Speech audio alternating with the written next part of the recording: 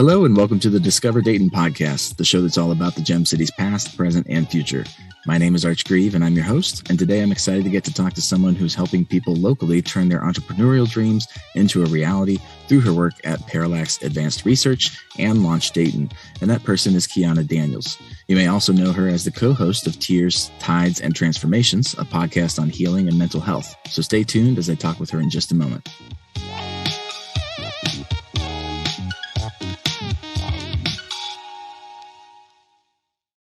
Well, hello and welcome to the show, and thanks so much for talking with me today.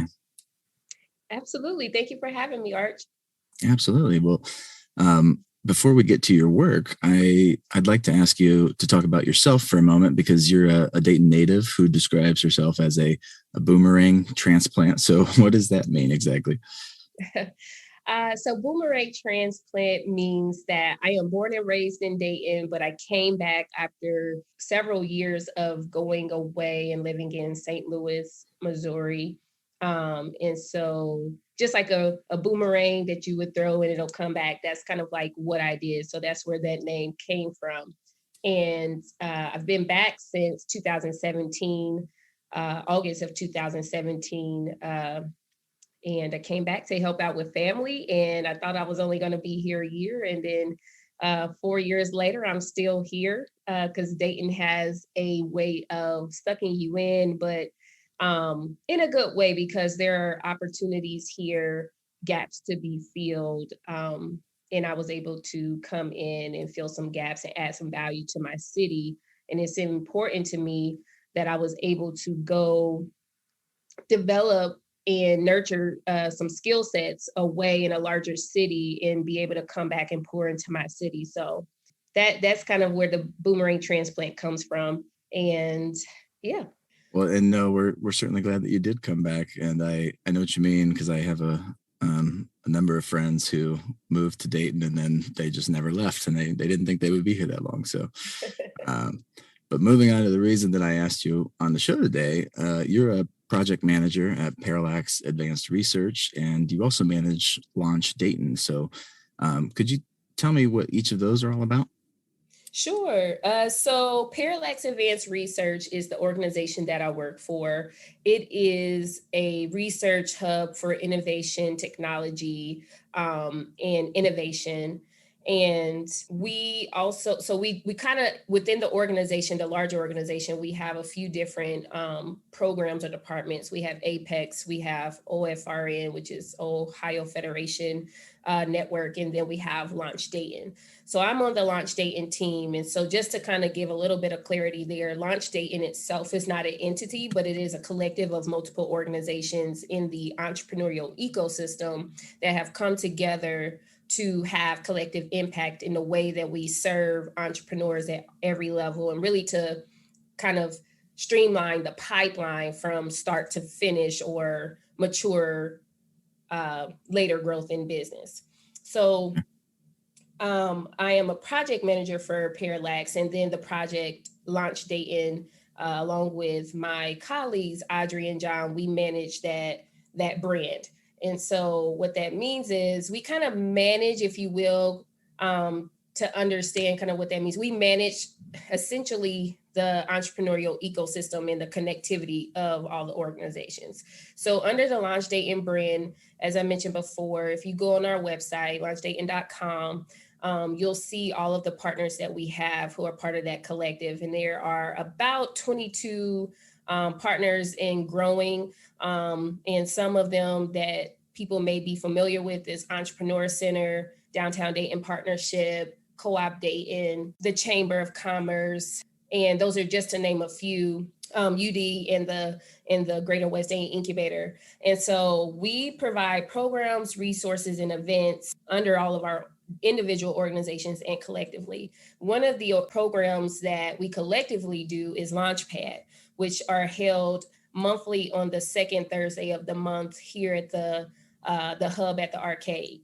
And I particularly manage a couple of programs under the Launch Dayton brand called Early Risers Academy and Mentor Network.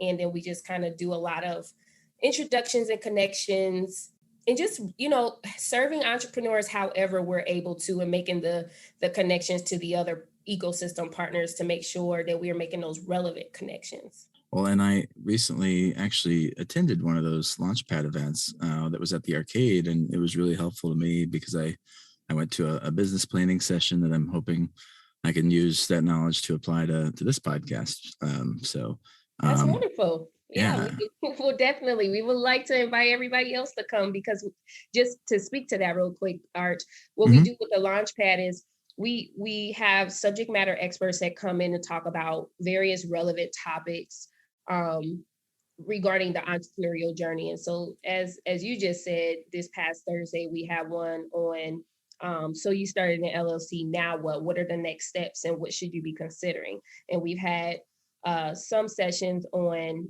how to do pitches, how to write proposals, legal, insurance. And so definitely would love for people to come check those out, because they are free events. And if you sign up for our newsletter, launchdayton.com, you will you will stay abreast of what's coming down the pipeline as far as events and programs and resources. Yeah, no, that's awesome. And I definitely recommend people check it out. I didn't know it was monthly, so that's great. Well, so let's focus on Parallax for a moment. I understand that it's bringing people together from like government, academia, and business community to solve problems. Are there any examples you can point to that people may or may not know about that kind of highlight the work that you specialize in? Sure. So one of the things we actually just had it, I think 2 weekends ago, was Startup Weekend. And so we did that under Parallax and Launch Dayton, and in conjunction with someone from Ascend. And so basically Parallax, like as you said, we try to, or we do every day, we practice to bring industry, academia, and the government together, being able to find creative solutions to problems and to fill gaps and needs. And so being able to intertwine those areas helps our organization to provide those resources and best practices and solutions to our clients. And so, yeah, we have people in our organization that service the government from a defense perspective, technology and creating technologies for the future and following those trends of the future career fields. From the academia perspective, we are creating pipelines for college students into industry and into business and entrepreneurship. And then Launch Dayton. So that is a department under our science and technology. Well, it's a project under our science and technology department. And so that is kind of the most forward facing project under Parallax to the community. So we pretty much offer kind of a smorgasbord or a one-stop shop of resources under the Parallax brand. That's awesome. Well, moving on to Launch Dayton, I know it's all about, supporting Dayton's startup community, like you said. And one of the ways that you do that is through your mentor network. So could you talk to me about what that's all about?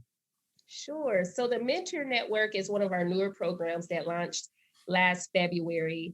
And it is a program for existing entrepreneurs with consistent revenue, traction, and followership. So if you're just starting out, and not that you can't be a startup to partake in that program, because startup is kind of relative, if you will, because there are some tech companies that are still in startup mode, but they also have revenue and traction. But if you don't have consistent revenue where you have longer than a 12-month runway, the program is not for you. We have other programs.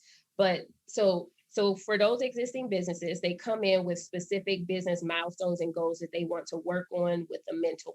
And then we take those needs that they have, and we pair them with mentors who are able to help them get to that next level. And so the way that we select our mentors are mentors who have started businesses and been successful, and then also people who own the business from an ownership perspective. And then we also select mentors who may not be in either one of those categories, but maybe they sit in a C-suite level executive role. So they have more of the organizational leadership perspective. So we kind of look at those elements when we're selecting our mentors. And then we have space for subject matter experts as mentors as well. Oh, So awesome. so the subject matter experts, they may not have started their own business or anything like that, but they have a particular area of expertise that can be valuable to entrepreneurs. And so that's how we select our mentors. And again, for the mentees, they have to come in with specific goals, and they have to be existing and have revenue so that we can make those matches, and make sure that they are relevant and they are effective and impactful connections. Very cool. Well, another great resource you have for new businesses is Early Risers Academy, which is a 10-week course that entrepreneurs can take. So what will people learn through that course, and how will it help them as they start their new businesses? Yes, Early Risers Academy is another one of my baby programs. It's not really a baby anymore, but it's one that is constantly moving and growing. So we are actually about to launch our 14th cohort tomorrow. It is, as you said, a 10-week boot camp for both existing and aspiring entrepreneurs, because what we focus on is foundation building. So what we found going on and moving forward with that program is that our sweet spot are existing companies who have started businesses, but they didn't necessarily have their foundation intact. So now what they're doing is kind of taking a step back to work on the business instead of just in it. And they can really assess their business and understand where they need to make those changes and improvements, from processes to systems to, am I doing the business that I say I'm doing? Then for aspiring entrepreneurs, we help them to start right. So you have an idea, or maybe you've already started your LLC, but you're not quite sure from a business perspective how to move forward. Well, we are going to give you that foundation to help you start right, so that you don't necessarily have to take steps back to rework some things. Not that that's not going to happen on the journey, because it does and it should. Right. But we help people start right, and we help people kind of reassess.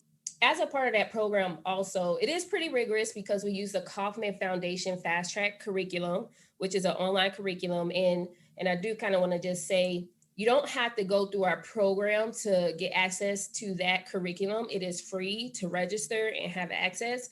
But what I always tell people is, if you want a cohort-based supportive space to understand how to apply the knowledge from the curriculum, Early Risers Academy is for you. But I do love to share that resource for people who just are self-starters, take initiative, and want to kind of dive in to see what resources can help them build their business better or start right. Sure. No, that's great. Well, I'm sure by now you probably have some great success stories to share about Launch Dayton, and I'm wondering if you could give us an example or two of those. Yeah, we have many stories because Audrey, my colleague, who is our director of marketing and communication, she tells those amazing stories. So yeah, one of the things that we're most proud of with Launch Dayton and the success of the entrepreneurs is that we, even just within our own resources, so we have people that come through one of our programs and then they matriculate through some of the others. So we have people who, for instance, who have gone through Early Risers Academy to build that solid foundation for their business, whether both existing or starting out. And then what happens next is that we connect them with other resources and opportunities in the ecosystem to continue that pipeline. So we've helped them to build that solid foundation, and then we give them opportunities to actually make money under their business. So if there are opportunities to apply for an RFP, which is a request for proposals, we will let people know that we work with about those opportunities so that they can then not only receive the resources and the knowledge, but then they can go apply it by actually doing business within the ecosystem.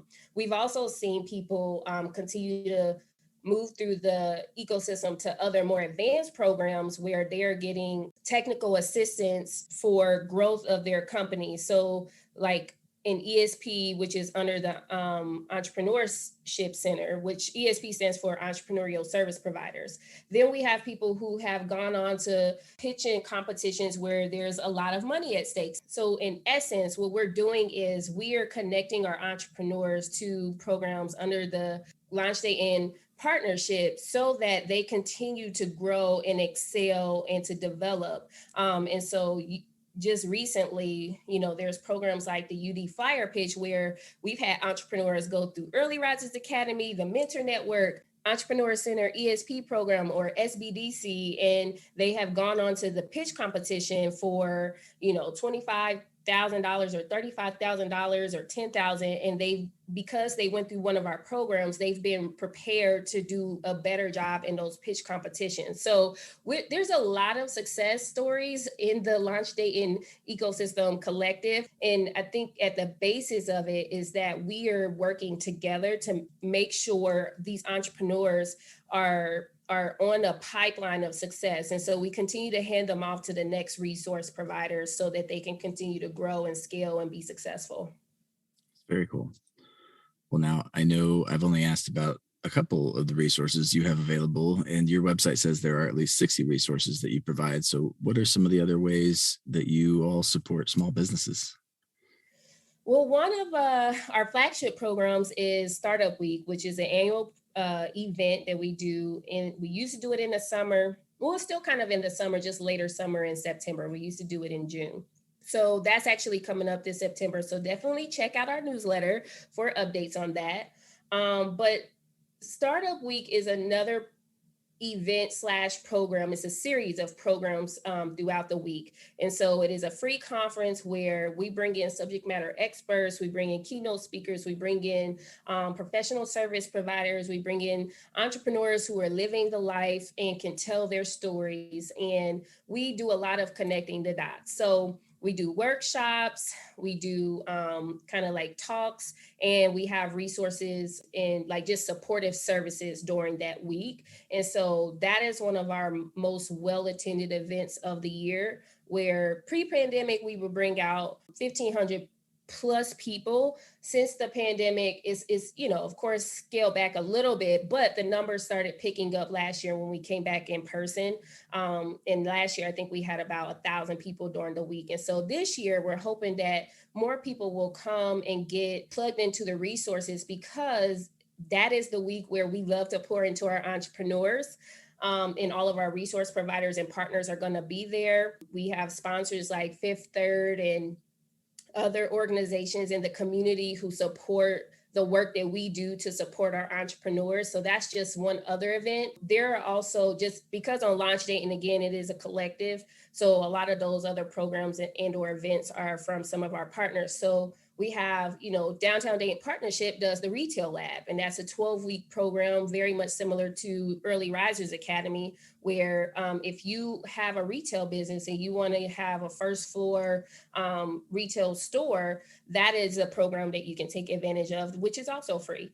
And then there's programs like the Greater West Dayton Incubator, where they're doing their business blitz on weekends to cover some of the basic business, knowledge about, how to start a business, what legal structure may be good for you, marketing. Then we have programs like the Small Business Development Center. And then you have, with the chamber, you have the Minority Business Partnership, which is a program for more established minority businesses that are, doing like 500,000 to $1 million plus dollars, where they're getting connected to suppliers for their business. Then you have organizations like Minority Business Assistance Center that does business certifications for women and minorities, and then also connections to contracts and capital. So there's a number of organizations in the ecosystem that fall under the Launch Dayton brand, that if you go on our website, there's a resource guide or roadmap that will kind of list all of the resources that are available in the ecosystem. And you can kind of see where you are in the stage and industry and what resources are available for you. Perfect. Thank you. Well, one thing, moving back to you a little bit, one thing that you've earned well-deserved praise for recently is your commitment to diversity. And you were recently awarded the Outstanding Diversity Champion Award by the Dayton Business Journal. So congratulations. Thank you. Yeah, and I think a lot of organizations out there probably think they value diversity, but may not do so in practice as much. So, what does diversity in the workplace really look like to you? And what are some of the benefits of a diverse workforce?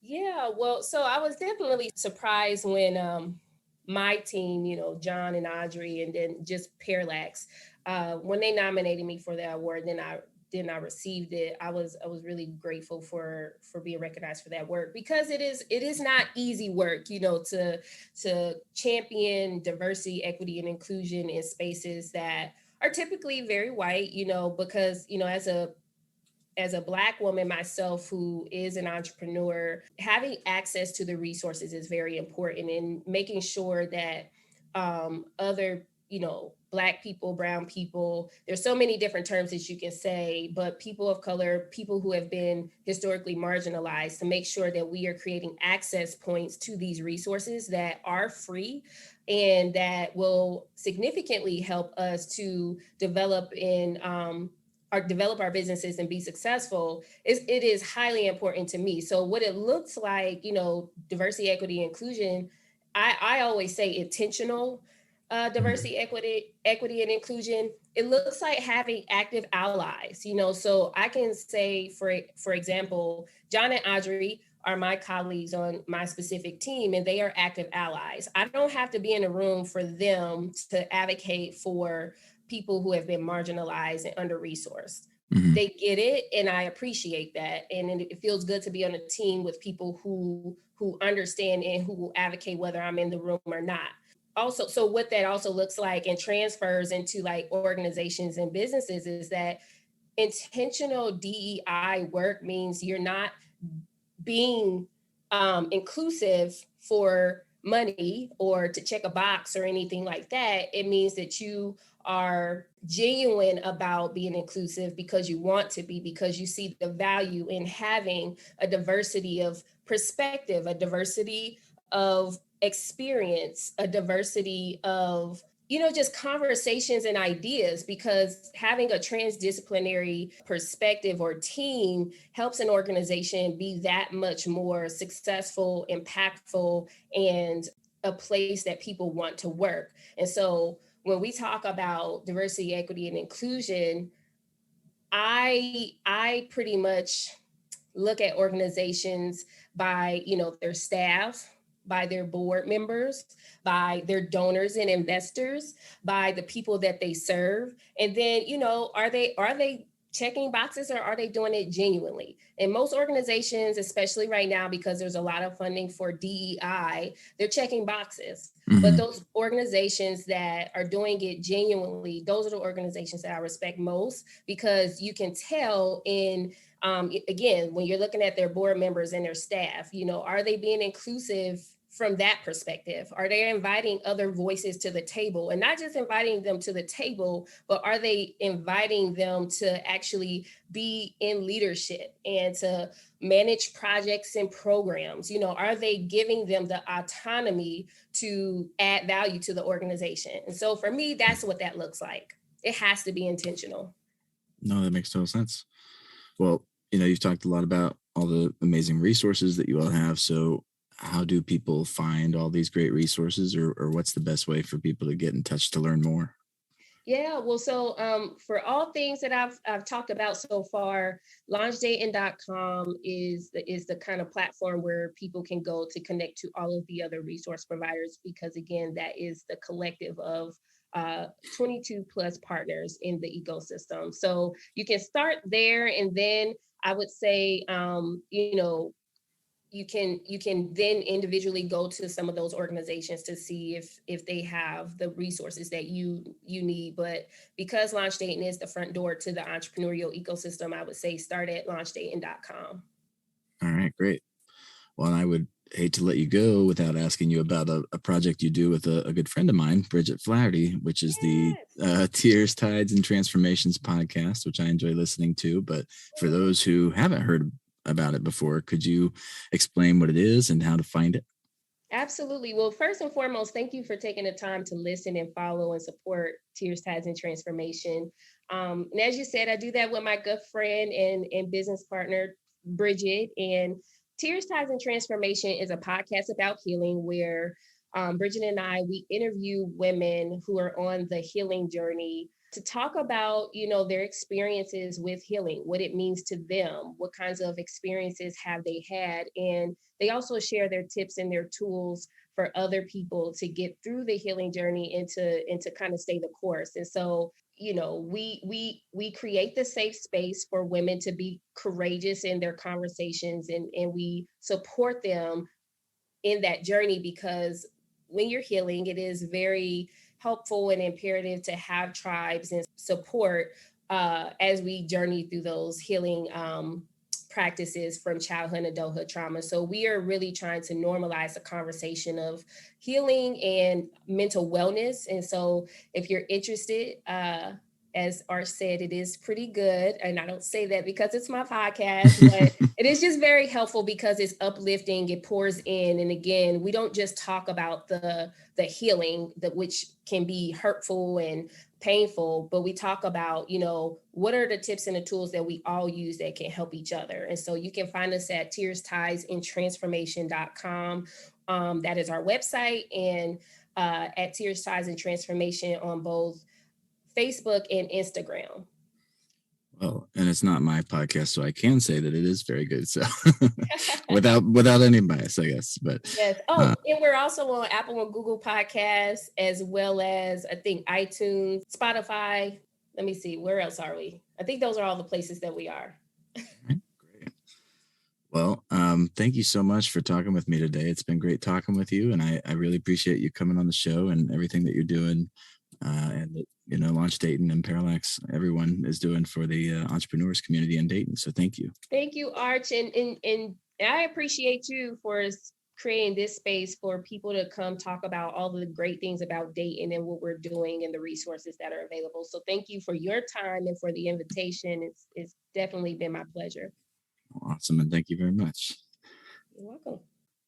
All right, that was my interview with KeAnna Daniels, and I'm grateful to her for coming on the show today to talk with me. And I can definitely recommend the monthly Launchpad events she talks about, as well as her and Bridget's podcast. So I hope you'll check both of those out.